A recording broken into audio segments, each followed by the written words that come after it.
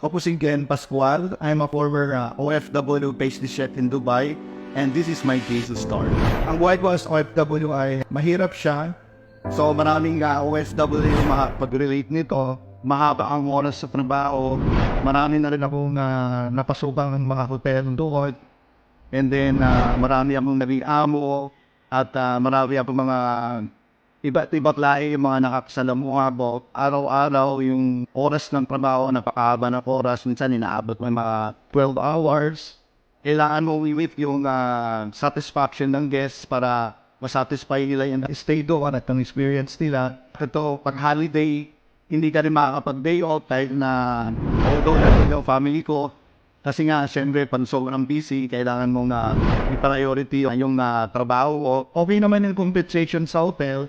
Kailan talagang hindi pa talaga sapat. Kahit na pag nagbabakasyon kami, and then pagbalik mo, back to zero ka na naman. Ang mahirap lang yan, o hindi ko nabibili yung mga na gustong bilhin ng pamilya ko. Kung talagang may mabibili man kami, talagang natakot-takot na pagtitipid at syempre, hahanapin mo yung mga promo sa mga sale na yan. So, ganun po yung buhay ng OFW. Ang society ko naman makakalimutan na challenge sa buhay ko nung nandi ko yung pangalan na anak ko, yung nag-isa kong anak na babae. Nung time na yun, hindi talaga ako pinayagan na magbakasyon dahil sobrang busy yung trabaho namin sa hotel. Siyempre, talagang sobrang sakit sa akin dahil ako yung tatay, so dapat ako yung first dance ng anak ko sa tibo niya.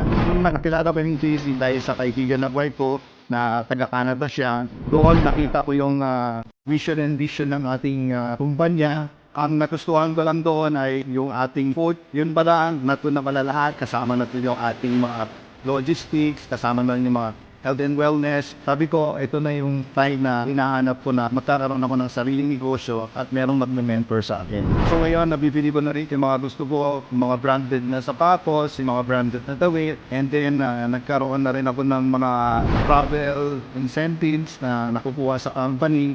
At ngayon, dahil dito sa kumpanyang ito, kumita na rin ako ng more than 1.6 million.